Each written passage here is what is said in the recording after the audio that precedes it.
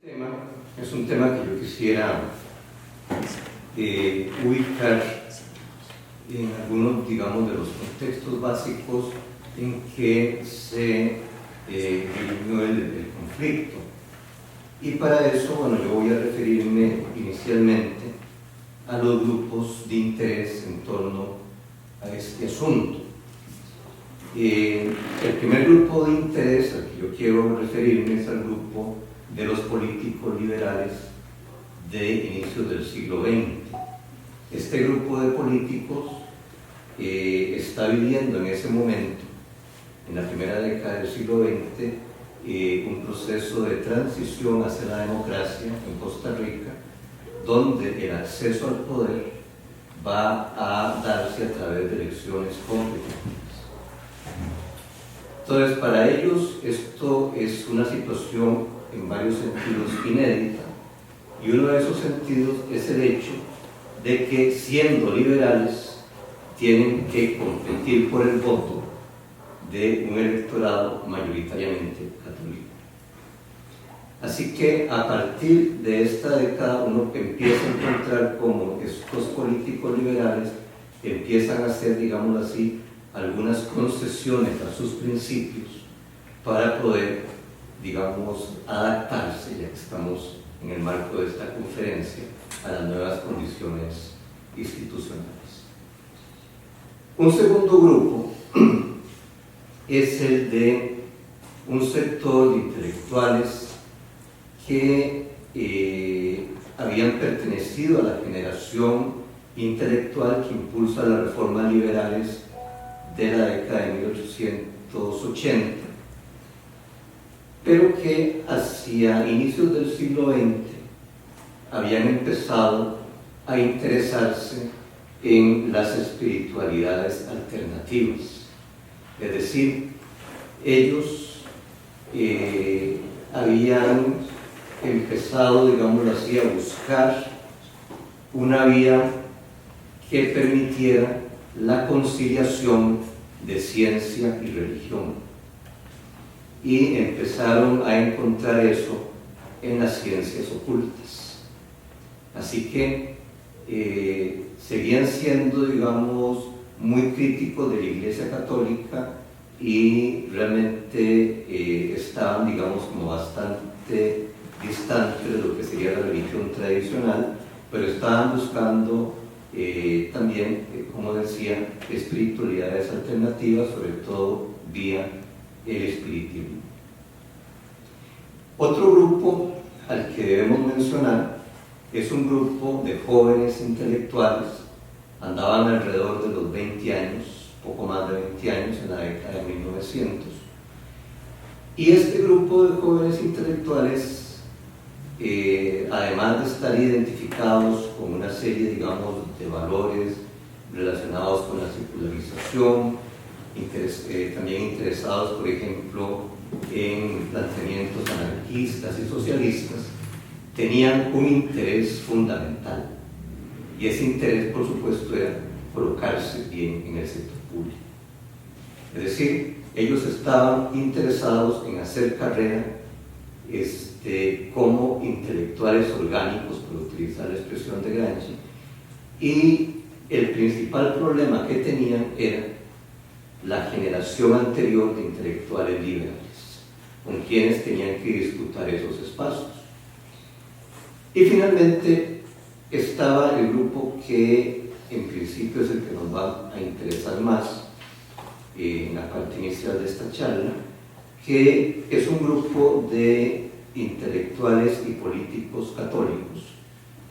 Ellos son, digamos, los perdedores de la reforma liberal de la década de 1880, y ellos tienen un objetivo fundamental, y ese objetivo fundamental es derogar las reformas liberales, incluyendo avances civilizatorios tan importantes como el divorcio. Este grupo, encabezado por Rafael Calderón Muñoz, el papá de Rafael Ángel Calderón Guardia, va también a poner una gran atención en lo que es la reintroducción de la educación religiosa en Costa Rica. Si miramos un poco más allá, de inicios de la década de 1900, vamos a ver que efectivamente este grupo logra lo que se propone en la década de 1940, en el marco de las reformas sociales, cuando inicia lo que podemos llamar un proceso de recatolización de la educación costarricense. Entonces, este grupo es un grupo que a inicios del siglo XX está muy activo, y es en este contexto entonces donde un grupo de notables de Heredia propone reabrir el Colegio San Agustín. El Colegio San Agustín de Heredia había surgido hacia la década de 1880, pero realmente no logró consolidarse como, digamos, el Liceo de Costa Rica, el Instituto de Alajuela, el Colegio Superior de Señoritas, sino que pasó como por una etapa, digamos, de funcionamiento, luego un cierre, etc. Y cuando se propone reabrir a inicios del siglo XX, este grupo de intelectuales y políticos católicos ve ahí la posibilidad de, en un colegio nuevo, introducir formalmente la enseñanza religiosa. Ahora, esto ya por sí mismo establece como un cierto condicionamiento sobre lo que iba a ser el proceso de apertura del colegio, y queda muy reflejado muy rápidamente porque el Colegio San Agustín no es un colegio adscrito al Poder Ejecutivo, sino que es un colegio municipal. Y la Municipalidad de Heredia, para dirigir este colegio nuevo, busca nada más y nada menos a Roberto Brenes Messen, quien poco antes de esto se había unido a la masonería, había hecho manifestaciones claramente anticatólicas, así que, como ustedes pueden imaginar, el grupo de intelectuales y políticos católicos vio en esto ya por sí una amenaza. Entonces, en 1905, cuando se nombra a Roberto Brenes Messen como director del Colegio San Agustín, tenemos una primera lucha para, en una primera etapa, evitar el nombramiento de Brenes Messen, y después de que lo nombran, para revocarlo. Entonces, todo ese año, 1905, es un año donde el conflicto básicamente se desarrolla por vías y canales institucionales, tratando de revertir el nombramiento de Brenes Messen. Al final no lo logran, y más bien el municipio herediano, que había contratado a Brenes Messen por solo un año, le extiende el nombramiento a 3 años. Entonces, en 1906 encontramos una nueva dimensión del conflicto. Ya no pueden hacer nada para remover a Brenes Messen, y entonces el conflicto ahora es más bien porque los católicos proponen la apertura de un curso de religión en el Colegio San Agustín. Aquí habría que decir que en 1905 el colegio pasa de ser el Colegio San Agustín a ser el Liceo de Heredia, es decir, un nombre secular a tono con la visión del mundo de su director y de sus profesores. En 1906, entonces, tenemos este nuevo conflicto institucional centrado en la apertura de clases de religión en el Liceo de Heredia, y un conflicto también, pues, que se va a desarrollar muy intensamente, porque el asunto se lleva incluso hasta la presidencia de la República, puesto que los católicos están defendiendo el derecho de que la religión pueda ser también enseñada en el colegio. Aquí también el conflicto termina resolviéndose a favor de Brenes Messen y el grupo de intelectuales que lo apoyan. Entonces, si nosotros hacemos un balance, hacia fines de 1906, los católicos habían perdido 2 luchas libradas por canales institucionales y legales, y lo que hicieron entonces, en el futuro inmediato, fue tratar de llevar esto a otro terreno, al terreno de la esfera pública. Y para ello se valieron de una situación que se presenta a inicios de 1907.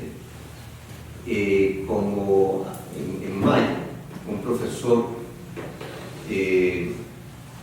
da una clase de ciencias naturales, José María Orozco Cazorla, y hace unos comentarios a propósito de la teoría de la evolución.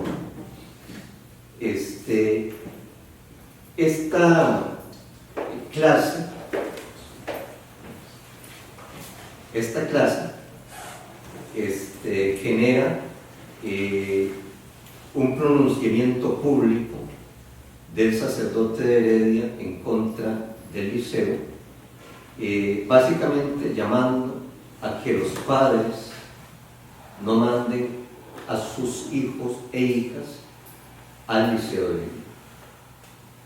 Porque dice, bueno, no solamente que ahí se está enseñando la teoría de la evolución, sino algo todavía peor, ¿verdad? Que ahí se está predicando a favor del amor libre. Entonces, frente a eso, Brené Messen responde con el inicio de una sumaria para averiguar qué fue lo que pasó. Es decir, Brené Messen trata en un inicio como de encauzar el conflicto por una vía legal, institucional, pero ya digamos la cosa está en la esfera pública, y aquí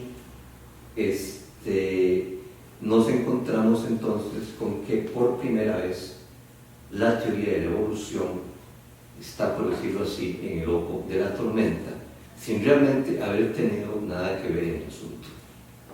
Lo mismo que Darwin. Para entender esto, yo quisiera hacer una pequeña digresión para indicar lo siguiente. Cuando uno analiza a nivel internacional la recepción de la teoría de la evolución, uno encuentra una diferencia muy marcada entre lo que fue la experiencia en Estados Unidos y lo que fue la experiencia en América Latina. En Estados Unidos, a nivel de lo que sería la segunda enseñanza, realmente la teoría de la evolución no logró abrirse campo, hubo mucho rechazo, y esta situación, digamos, tendió a profundizarse a inicios del siglo XX. Yo no sé si ustedes habrán visto una famosa película que se llama Heredarás el viento, que muestra un famoso juicio contra un profesor que había estado enseñando la teoría de la evolución.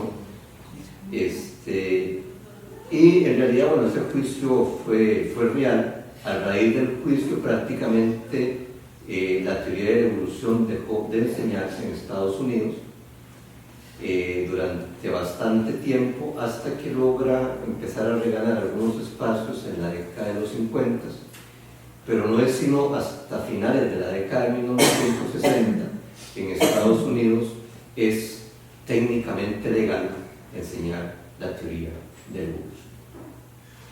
Entonces, frente a esta situación en Estados Unidos, nosotros tenemos un contraste muy claro en el caso de las élites políticas latinoamericanas liberales, que básicamente recibieron de muy buena manera la teoría de la evolución. Entonces, lo que uno encuentra en América Latina es que la teoría de la evolución está como parte del currículum de secundaria muy tempranamente. Y en el caso de Costa Rica, pues no es la excepción, o sea, la teoría se estaba enseñando, o por lo menos se estaba mencionando, desde como finales de la década de los 80, de 1880, inicios de la década de 1890. Ahora, una de las razones que explica esta diferencia tan significativa entre Estados Unidos y América Latina es que, por supuesto, en América Latina la educación secundaria era una educación de las élites, mientras que en Estados Unidos la educación secundaria había empezado a masificarse rápidamente desde la década de 1900. Para la década de 1900, por ejemplo, en Estados Unidos, alrededor del 20% de los jóvenes en edad de ir al colegio estaban yendo. Para la década de 1920 ese porcentaje había ascendido como a un 50%, y ya para la década del 30 andaba como en un 70%. Es decir, en Estados Unidos la enseñanza de la teoría de la evolución era algo que tenía un impacto extraordinario, mientras que, por ejemplo, en América Latina los porcentajes de cobertura en secundaria andaban, por ejemplo, en algunos casos menos del 5%, como en el caso de Costa Rica. En otros casos podían dar un poco más, pero básicamente una educación centrada en la enseñanza de las élites. Entonces, yo pienso que eso es uno de los factores que explica esta diferenciación.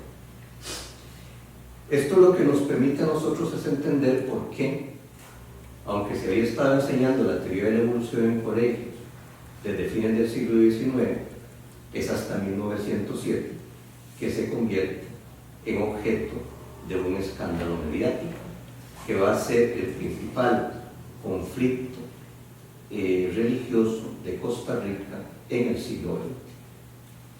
Como decía antes, Brené Messén trata de frenar el conflicto a través de un recurso legal, pero eso más bien termina de encender los ánimos, y en 1907, como entre mayo y agosto, nosotros vamos a encontrar cómo el conflicto tiende a agravarse y profundizarse cada vez más, al punto que no solamente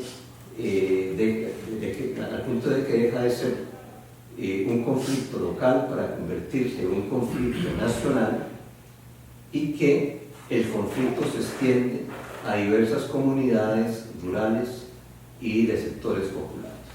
Aparecen, por ejemplo, grupos de artesanos en contra de Brené Messén y grupos de artesanos a favor de Brené Messén. Aparecen comunidades rurales quemando periódicos y folletos, y tenemos, digamos, todo lo que sería prácticamente una guerra de religión en pequeña escala en Costa Rica. El conflicto finalmente va perdiendo fuerza como hacia agosto, en parte por el apoyo decidido que el gobierno da a Brené Messén, y al hecho de que los padres de familia, en una proporción considerable, apoyan a Brené Messén y a los profesores del colegio. Pero esto, digamos, en un marco muy, muy complejo. Aquella famosa frase de no le compre, no le venda, no le hable, la encontramos en esta época aplicada a Brené Messén. Y algunos profesores, por ejemplo, del colegio, son agredidos. O sea, es un ambiente realmente muy tenso. Es decir, en una ciudad predominantemente católica, un grupo de padres más o menos seculares mantienen sus hijos en el liceo, y así el proyecto del liceo sigue abierto. O sea, no logran quebrar el colegio. Y al final, digamos, por la intervención del gobierno, pues el conflicto empieza a perder su fuerza. En 1908 hay todavía algunos resabios del conflicto, en 1909 algunos menos, y finalmente el conflicto termina, ¿verdad? Realmente a finales de 1908, cuando termina el periodo de Brené Messén como director del Liceo de Heredia, y Brené Messén termina siendo, digamos, el principal ganador del conflicto. O sea, Brené Messén pasa de ser director del Liceo de Heredia a viceministro de Educación. Junto con Brené Messén, también sus compañeros del grupo intelectual salen gananciosos, y Brené Messén se asegura de eso una vez estando en el puesto en que ocupa, ¿verdad? En el caso de lo que sería propiamente la teoría de la evolución, uno lo que podría ver, digamos, en el marco del conflicto, es que si la teoría de la evolución era poco conocida en Costa Rica, el conflicto hizo que prácticamente todo el país la conociera. Es decir, curiosamente, no fue la difusión de la teoría lo que generó el conflicto, sino el conflicto lo que generó la difusión o el conocimiento de la existencia de esa teoría. Bueno, yo quisiera dejar mi exposición por el momento acá y más bien ir a poder profundizar en algunos puntos a partir de los comentarios y preguntas que ustedes tengan. Así que, pues, con la venida de don Víctor, podemos dar la palabra a ustedes. Sí, sí. Como se ha mencionado la palabra liberal, y hoy día la palabra liberal tiene una connotación bastante políticamente negativa. Yo creo que es bueno que don Iván nos aclare que estos eran liberales políticos, ¿verdad? No el tipo de liberal tradicional que hoy vemos en los periódicos en contra del estado de bienestar. Bueno, en realidad aquí habría que decir que los liberales actuales no tienen nada de liberales. O sea, realmente tenían las cosas en su lugar. Porque más bien estos liberales de finales del siglo XIX eran liberales proestatistas.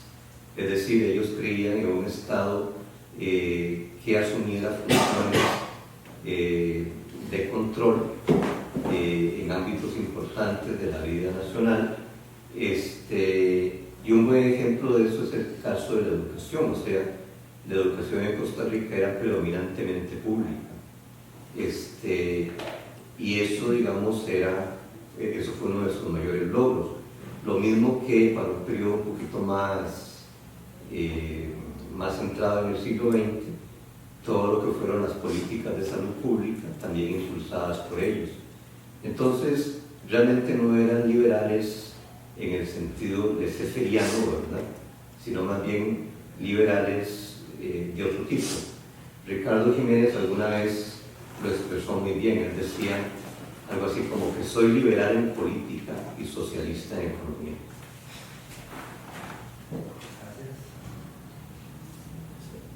Sí, Mario Alfaro. Iván, si quiere, primero disculpas por llegar tarde, pero en este país ahora suceden todos los días.